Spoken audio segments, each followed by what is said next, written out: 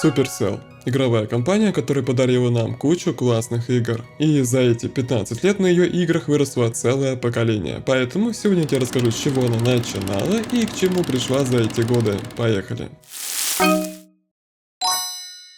Для начала стоит понимать, что история компании Supercell берет свое начало не со знакомого нам Илки Пананина, а с Ника Кадасоя, который в 99 году основал студию Sumie. А игры в то время разрабатывались на платформе Java, так как в те годы были очень популярны кнопочные телефоны. Вы можете спросить, как же в то время можно было скачать игру? Все просто. В середине 2000-х во многих газетах и журналах на последних страницах была реклама с коллекциями игр, там картинок и мелодиями. А читателям предлагалось попробовать себя в бесплатных демо-версиях, чтобы потом после приобрести игру целиком. Каждой игре присваивался свой уникальный код, который находился вот здесь. Его нужно было отправить смс-сообщением на указанный номер. После этого с баланса телефона списывалась стоимость игры, а в ответном сообщении приходила ссылка на скачивание. Сейчас же игры Supercell тоже не так просто скачать, а чтобы задонатить, так это тот еще геморрой. Но как хорошо, что есть PlayRock, ведь это то место, где ты можешь задонатить в любую игру Supercell. Я же обычно сюда заглядываю для того, чтобы купить золотой пропуск, потому что здесь самые вкусные скидки выделены ярким зеленым ценником. Так я обратился к продавцу, который готов мне помочь без входа в деревню. Если же хочешь получить золотой пропуск или брал пас моментально, то выбирай получение по Supercell ID, ведь так будет даже дешевле. В любом случае, бояться здесь ничего не стоит, ведь PlayRock гарантирует безопасность. А дальше выбираем удобный способ оплаты и оплачиваем. И вот продавец уже отправил мне золотой пропуск, а дальше все, что мне нужно было сделать, так это просто его активировать, чтобы взять и собрать отсюда все вкусняшки. Поэтому тоже переходи по ссылке в описании и закупайся по лучшим ценам только на PlayRock.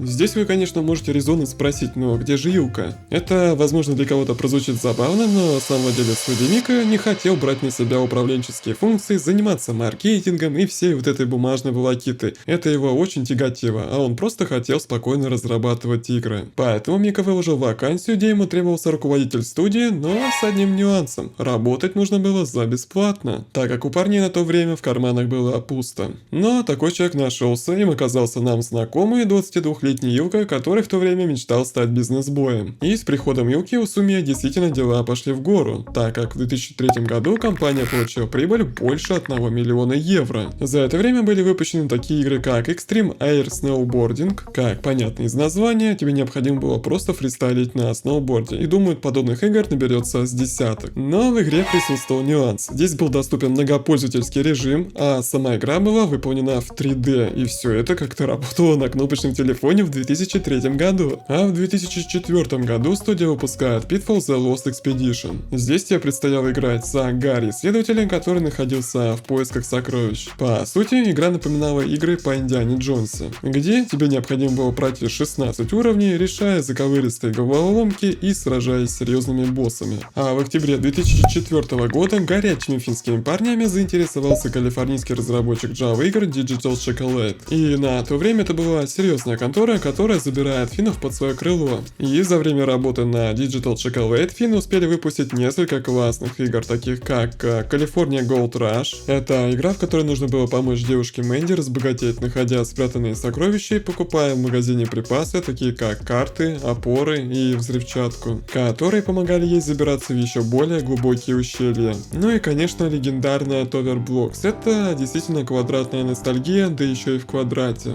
Основная механика игры заключалась в строительстве зданий. В начале каждого проекта игрок устанавливал фундамент будущего небоскреба, а затем слой за слоем добавлялись этажи. В конце стройки, если мы играли в режиме постройка города, возводилась крыша. Игра усложнялась тем, что экран, который подавал блоки, раскачивался из стороны в сторону, мешая точному построению. Ставь лайк, если тоже вместо того, чтобы учиться, пытался построить свой собственный город. Но в 2010 году Илка покидает Digital Chocolate, и чуть позже следом за ним уходит и Мика. Но их по-прежнему тянуло к играм, поэтому они делают новую попытку и в 2010 году создают стартап Supercell, в котором работают Илка и Мика, а также разработчики, с которыми они подружились за время работы в Digital Chocolate и Sumia. Да, это и есть костяк Supercell. Объединились парни на основе нескольких принципов, и первое — это руководство компании не ограничивает творческую свободу разработчиков. Поэтому каждый новый проект разрабатывается небольшой командой, состоящей из 5-7 человек. Именно поэтому и было выбрано такое название компании — Supercell, то есть супер-ячейка. И второе, многие разработчики в то время тащились от Warcraft, поэтому они хотели создать игру, которая будет также базироваться на тех же принципах. То есть в нее будут играть годами, и она будет многопользовательской для того, чтобы игроки могли взаимодействовать между собой. Как вы понимаете, все игры Supercell до сих пор построены на этих постулатах.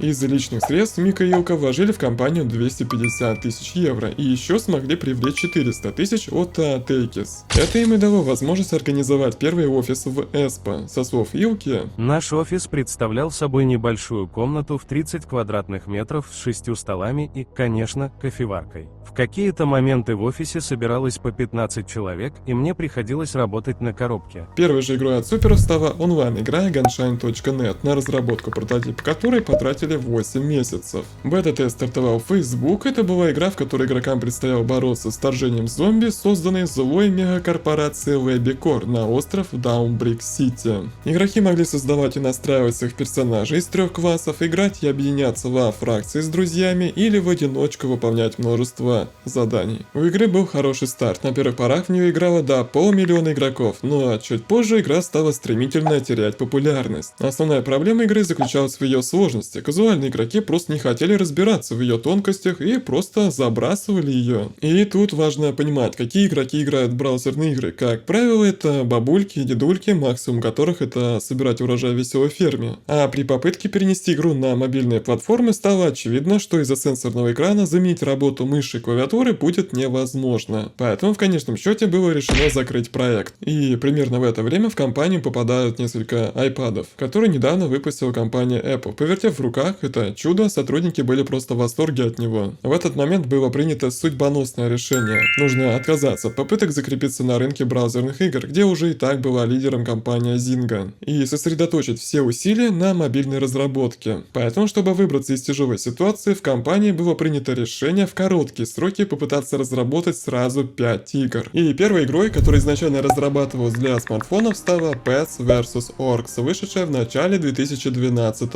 года. Так, игра представляла собой сочетание Tower Defense с экономической стратегией. В игре игрокам предстояло построить поселения для животных, организовать рудники, добывающие предприятия и дома для новых животных. Но бета-тест прошел жухло, по большей части в этом были виноваты сами суперы, потому что у игры были явные проблемы с балансом, а также неадекватные цены на донат. Но компания решила не пытаться что-то там исправить, а просто закрыла игру, чтобы сразу попытать попытку с Battle Buddies, которая появляется в начале 2012 года. В игре тебе представлял управлять командой из 5 солдат. Каждый персонаж был уникален по-своему и имела система классов, а сама механика игры с пошаговыми боями очень напоминала XCOM. Все сражения проходили в самых различных местах, такие как замки, подводные лодки, сараи и многое другое. Игра имела действительно интересную концепцию, но все портил беспощадный донат. Вот как пример. Оружие и предметы в Battle Buddies были расходниками. После каждого боя, даже допустим если вы его выигрывали, игрок тратил больше внутриигровых монет, чем получал, что вынуждало игрока покупать новую валюту, либо валить из игры, как и поступало большинство игроков. Но вместо того, чтобы поубавить свои аппетиты и сделать экономику более адекватной, суперы просто решили закрыть игру, чтобы отдвинуться к следующей игре под кодовым именем Soil. Этой игрой оказалась Hay Day, вышедшая в бета-тест в мае 2012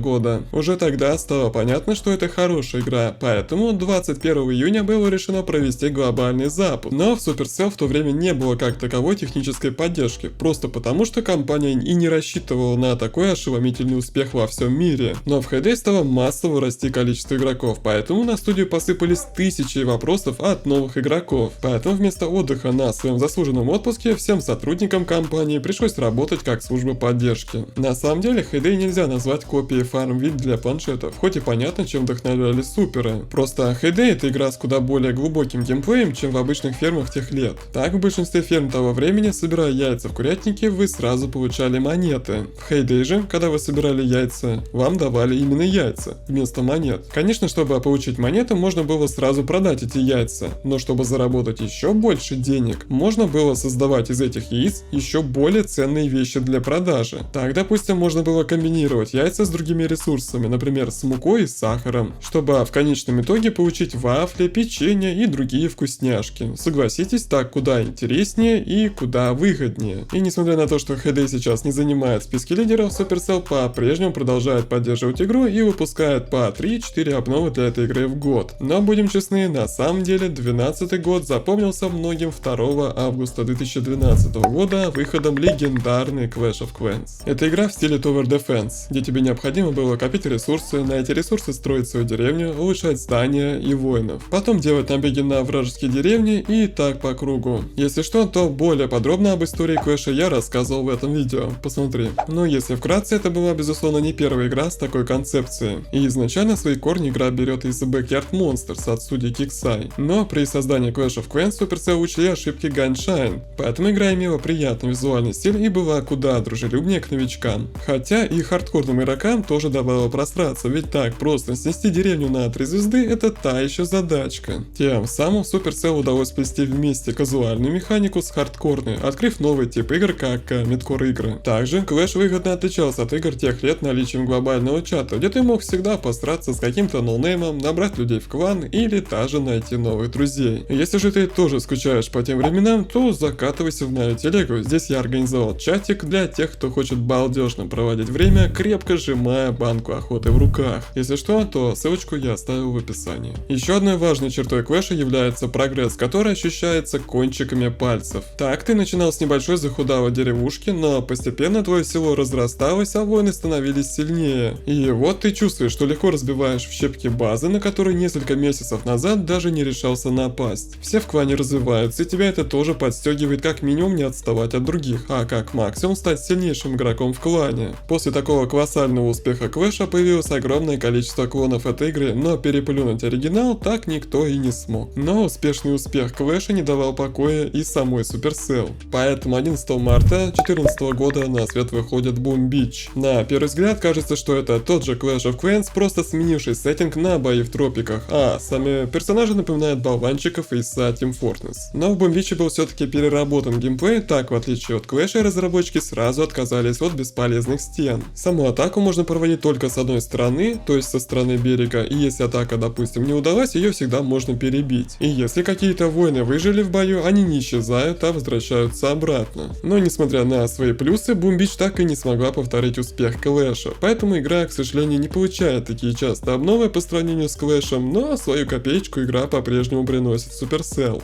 А в декабре 2014 года Super делает свою первую попытку закатиться в игры 3 в ряд. В бета-тест выходит Spooky Pop, где игрокам предстояло управлять командой охотников на призраков, которые сражались с монстрами, проникшими в наш мир через портал, созданный безумным профессором. Механика игры напоминала гибрид Plants vs Zombies и Puzzle and Dragons. Так в игре нужно было совмещать цветные элементы, чтобы заряжать своих охотников и атаковать волны противников. А уровни проходились в несколько волн и иногда могли прилично затянуться. Но в очередной раз все загубила монетизация. Так, если вы, допустим, получали поражение, то чтобы продолжить дальше играть, дальше игра просила с вас бабки. Естественно, игроки просто ливали из игры, но по своей давней традиции суперы не стали решать проблему, а просто решили в марте 2015 года прикрыть игру. Но Supercell не опускает руки, а продолжают экспериментировать, поэтому уже в марте 2015 года в бета-тест выходит Smash Land. Эта игра была, по сути, очень сильно упрощенной копией Monster Strike, а это довольно популярная игра среди людей с узким разрезом глаз. Вы понимаете, что сейчас происходит на экране? Я тоже ни хера не понимаю, но очень интересно. Так, вот во многом геймплей Smash Land строился на физике. Если кто-то из вас когда-то играл в бильярд или в Angry Birds, думаете, люди меня сейчас поймут. Герои обладали уникальными способностями, например, взрывной удар или заморозка, а прокачка персонажа шла через сбор золота и ресурсов. Но у игры был ряд проблем. У игры отсутствовала глубина, во многом победа зависела просто от удачи или доната.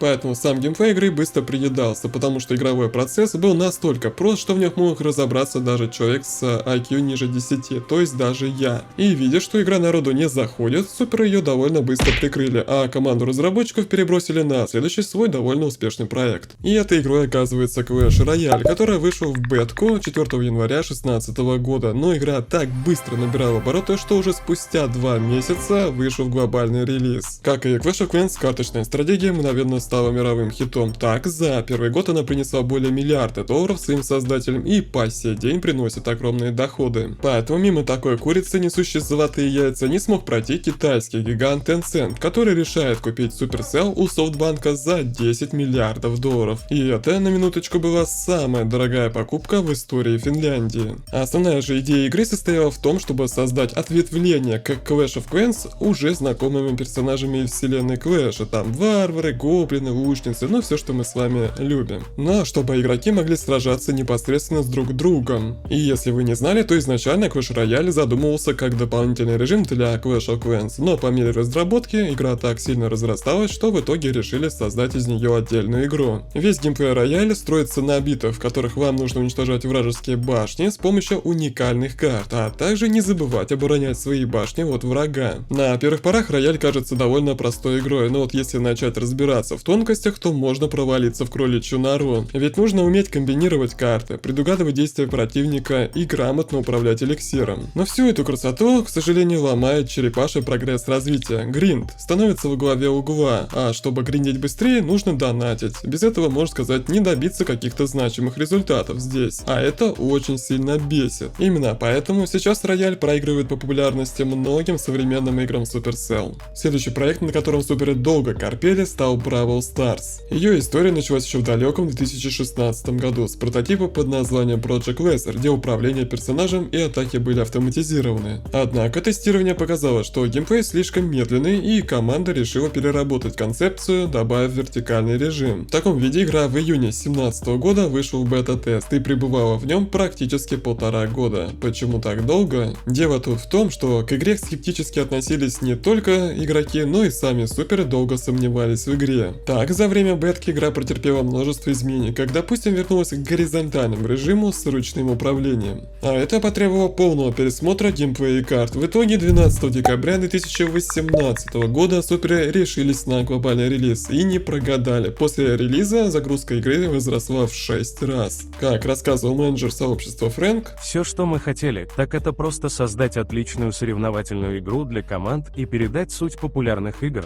таких как League of Legends и Overwatch, не добавляя много ненужной сложности. И действительно, большинство мобильных моб того времени были по сути копиями League of Legends, а суперы просто показали, что нет нужды полностью копировать механику WoW вплоть до фэнтезийного сеттинга, чтобы добиться хоть какого-то успеха. Ну а сегодня Brawl Stars остается одной из самых успешных игр Supercell, сочетая динамичный геймплей, регулярный контент и активное сообщество. А в августе 2019 года в бета-тест выходит Rush Wars. Это была мобильная стратегия в жанре Tower Defense с элементами PvP. Основная идея игры состояла в том, чтобы игрокам приходилось строить свою базу и создавать отряды из юнитов, чтобы атаковать чужие базы. При осаде базы вашим войскам противостояли игровые защитные сооружения, там допустим мины, пушки, которые могли их атаковать. Если игроку удавалось уничтожить все здания и защитные сооружения на вражеской базе, то в конце битвы он получал 3 звезды и ящики, из которых выпадали карты персонажей. А они были необходимы для прокачки. По сути, это была та же самая карточная система прокачки, как в Clash Royale. Но подобный однообразный геймплей довольно быстро приедался. В свое время я тоже зависал в этой игрушке и могу сказать одно, что после первых часов прохождения все механики атак и обороны базы становились настолько предсказуемыми, что дальше было просто неинтересно играть. Поэтому 30 ноября 2019 года было решено отключить игру от серверов. В марте же 2020 года суперы делают вторую попытку зайти в жанр в игр 3 в ряд. Но в отличие от Spooky Pop, они решили зайти со знакомыми персонажами Hay Day. В игре вам было необходимо решать головоломки, чтобы получать ресурсы для строительства и украшения фермы. Также были добавлены кооперативные элементы, объединения в соседство и совместные задания. Задания включали сбор урожая, уход за животными и декор локаций. Но тут важно понимать, чтобы тащить такую игру, нужно постоянно создавать новые уровни и проводить новые события, а чтобы все это генерировать, необходима огромная команда людей. В это же время Илка в своем блоге пишет, что компания уже и так выросла до 320 человек, и на этом рост должен быть закончен. Мы верим что без уникальной культуры и чувства маленькой компании мы не сможем делать лучшие игры в мире. Получается, что суперы сами стреляют себе в ногу, игроки жалуются на недостаток контента, но большая часть команды занимается поддержкой уже существующих игр, таких как Clash of Clans и Brawl Stars. В итоге, не выдержав конкуренции с Candy Crush Saga, игру было решено закрыть. После череды провалов Supercell решил вспомнить о своем самом известном бренде и 2 апреля анонсировал сразу 3 игры по вселенной Clash, одной из которых оказался Clash Quest. Идея этой игры возникла еще в далеком 2018 году. Основная же идея сводилась к тому, чтобы совместить стратегию с элементами игр 3 в ряд, используя знакомых персонажей Clash. Да, это уже 3-я попытка суперов войти в жанр игр 3 в ряд. В игре вам необходимо было выстраивать воинов, таких как, допустим, варвары или маги в цепочке для атак вражеских укреплений. И чем длиннее удавалось выстроить цепочку, тем больше урона удавалось нанести.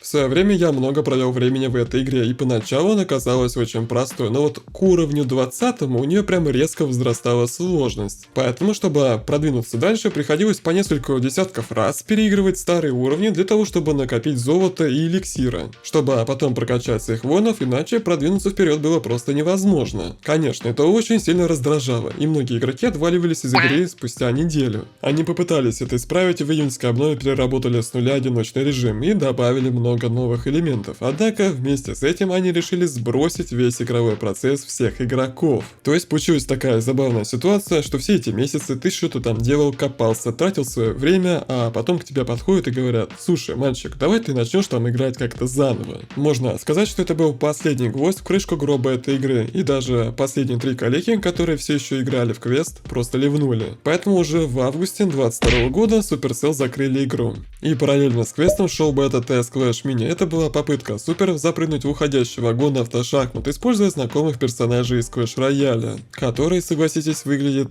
очень мимимишно. В игре вам необходимо было коллекционировать миников, собирая из них колоды. Колоды состояли из одного главного героя и 5 обычных воинов. Важно тут было собрать такую колоду, чтобы миники как бы дополняли друг друга. Основной упор делался на быстрые по 3-5 минут матчи, где вам и вашему сопернику выделялось небольшое количество времени, чтобы выставить свои фигурки. После чего происходил сам бой, на который вы уже никак не могли повлиять. Выигрывал уже тот, кто первым одержал победу в 3 раундах. Clash Mini для супера была одной из тех игр, которые они тащили до последнего, ведь основной проблемой мини была монетизация. Тут стоит сказать, что такой жанр, как автошахматы, в целом тяжело монетизируется, так как если игра скатится в pay to win, то она сразу потеряет аудиторию. Но монетизировать игру за счет косметики тоже никак не получалось, потому что лишь 1% игроков совершали покупки. Естественно, это не устраивало суперов, поэтому в последнем обновлении они завезли гачи-механику с игровой машиной, где только с минимальной вероятностью вам мог выпасть какой-то легендарный юнит. По идее Supercell это должно было замотивировать игроков донатить больше, но получилось наоборот, это только оттолкнуло core-аудиторию и игра стала терять игроков. Поэтому спустя больше года бетки суперы решили прикрыть игру. Но тут стоит признать, что сама боевая система в Clash Mini была очень прикольная, поэтому суперы обещают, что в этом году добавят Clash Mini в виде режима для рояля. Поэтому если кто-то из вас не играл в мини, то скоро у вас появится возможность это исправить. И последняя, самая амбициозная игра по вселенной Clash — Clash Heroes. Это была попытка Supercell зайти в жанр игр диаблоидов. В игре вам предстояло собрать отряд из друзей и защищать локации от десятков мобов. В Clash Heroes можно было взаимодействовать с окружением, допустим, поджигать траву или разрушать дома, в которых живут гоблины, и порой пободаться с крупными боссами. Это была первая игра, в которой мы могли непосредственно поуправлять варваром или лучницей. И те немногие счастливчики, которые смогли поиграть в Clash Heroes, рассказывали, что игра по своей боевой системе очень сильно напоминает упрощенную версию Diablo Immortal. Почему игра закрылась, достоверно так и неизвестно, но, как заявляют разработчики, Clash Heroes умерла, чтобы родилась следующая игра суперов, о которой мы поговорим чуть позже. А пока стоит сказать, что 23 августа 2021 года в бета-тест вышла Everdell, и тут больше внимания привлекает не сама игра, потому что это был не особо примечательный клон градостроительной фермы Township от компании Plarix. Но в отличие от большинства игр Supercell, в Everdell не было соревновательного элемента. Это был просто казуальный градостроительный симулятор, ориентированный на совместное прохождение. Так игрокам нужно было развивать собственную деревню, и по мере ее роста можно было помогать другим пользователям со строительством их уже поселений, добывая ресурсы и создавая новые предметы. Но здесь больше впечатляет конспирологическая схема разработки этой игры. Так, Everdell, которая вышла в бетку еще в августе 2021 года, на самом деле была доступна еще осенью 2020 года. Только называлась она Valleys и Villages, и разработчиком этой игры значилась какая-то ноунейм контора Osmium Interactive. Но на самом деле все это время это была игра от суперов. Они просто придумали фейк-студию и название для игры. И все это они сделали только для того, чтобы получить настоящие отзывы об игре. Но какофония продолжается. Everdell выходит в бетку и спустя несколько месяцев благополучно сливается в октябре 2022 года из-за того, что сами суперы осознали, что создали конкурента своей же ферме Hay Day. Все это наводит меня на мысль, что вполне возможно даже сейчас Supercell продолжает тестировать свои новые игры от лица фейковых контор, а мы с вами даже об этом не догадываемся. Еще одной игрой, о которой стоит сказать хотя бы пару слов, это Boom Beach Frontlines, которая вышла в бетку в октябре 2021 года и разрабатывала ее студия Space Ape Games, которая принадлежит в свою очередь Supercell. Видимо, в будущем нас ждет еще больше игр от каких-то дочерних контор суперов. А сама игра представляет собой изометрический командный шутер во вселенной Boom Beach. Ключевой особенностью игры были схватки 9 на 9 игроков и то, что вы могли использовать военную технику во время боя. Вот, допустим, можно было рассекать по полю на огромном танке, круша все вокруг. Основная задача сводилась к тому, чтобы захватить две области на карте, обозначенные как точка А и Б. И если ваша команда захватывала обе точки, то вы побеждали в матче. В случае же смерти игрока он мог выбрать другого бойца из своего набора. А сами бойцы прокачиваются между сражениями. Помню, как я в свое время играл в эту игру, и поначалу она казалась даже интересной, но спустя пару дней игры она становилась пресной, потому что в игре явно не хватало режимов и контента. В принципе, так оно и вышло. Ведь спустя год игру прикрыли. После череды провалов Вилка признается, что маленькие команды разработчиков его самая главная ошибка. Так как маленькая команда разработчиков хороша для того, чтобы разработать концепт игры, но не подходит для того, чтобы развивать игры. Мы заметили, что настолько укоренились в своих старых убеждениях, что в некоторых случаях попросту не могли в полной мере удовлетворить потребности наших игроков. И мы помним то время, когда Clash, Royale и Brawl долго топтались без интересного контента. И сейчас мы можем с вами видеть положительные плоды этого решения, ведь при старте каждого нового сезона в своих играх суперы стараются завозить побольше нового контента и событий. А 23 год начался для суперов с анонса Squad Busters. Игра представляла собой сборную солянку из знакомых персонажей Клэша, Рояля и Браво. Сама игра — это экшен с видом сверху, сочетающая в себе элементы таких жанров, как мобы, батл рояля и рогалика, в котором игрок формирует отряды персонажей. Основной игровой процесс заключался в сборе и улучшении этих персонажей для участия в PvP, PvE боях.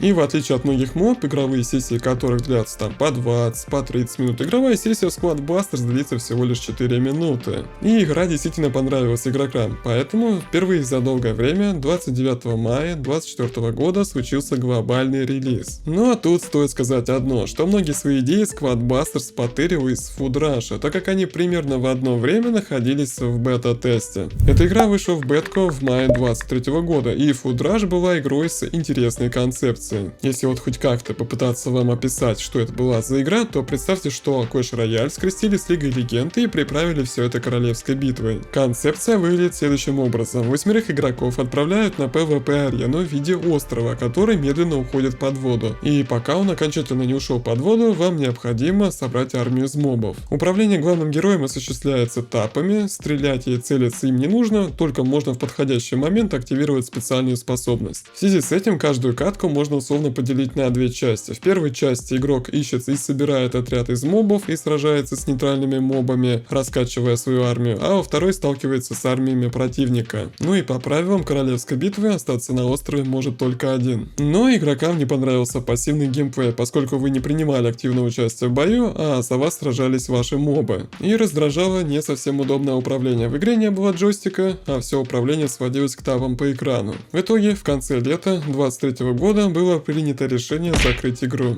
А 11 октября 2023 года суперы анонсируют Мока. Это была их попытка закатиться в жанр онлайновых экшен-РПГ с зачисткой данжей. Основная идея игры построена на выполнении заказов, сражения с монстрами и последующей прокачки. Игрок берет на себя роль охотника на монстров, который прыгает между измерениями с помощью порталов. Присутствует возможность настройки внешности, также с собой можно брать различное оружие и снаряжение, прокачивая его между миссиями. При этом большой акцент в Мока сделан на мультиплеерных элементах. Это, конечно, не полноценное ММО, но сражения и основной геймплей завязаны на взаимодействии с другими игроками. На момент записи этого видео Моку находится в бета-тесте по системе приглашений. Что с игрой будет дальше, пока неизвестно, но анонсируя эту игру, суперы обещали, что будут играть в долгую. И еще я вам обещал рассказать, во что же превратилась Clash Heroes. Знакомьтесь, Project Rise, которую показали в июне 2024 года, а она в свою очередь стала переосмыслением Clash Heroes. Теперь игра выступает в жанре рогалика, но использует тот же самый знакомый визуальный стиль и персонажи из Clash Heroes. Да, одиночная кампания Clash Heroes так и не увидела свет, но ее наработки не пропали даром. В новой же игре особый акцент будет сделан на кооперативное прохождение подземелий. В новой игре вы сможете отправиться исследовать лабиринты, полные монстров, боссов и сокровищ. Сейчас игра находится на стадии альфы. Игра демонстрирует эволюцию подхода Supercell, эксперименты с жанрами, сохранение узнаваемой эстетики Клэша и ставка на социальное взаимодействие. Кто знает, что ждет эту игру в будущем, но это действительно самый амбициозный проект Supercell. Думаю, что история Supercell показывает, что для того, чтобы создать классную игру, не нужно изобретать велосипед, можно просто взять все лучшее из жанров и сплести между собой. Спасибо за просмотр, рассказываю, в какую первую игру суперов сыграл ты. Для меня лично это Clash of Clans. Заходи в мою телегу, заценишь мои майские фотки, ну а так всем пока.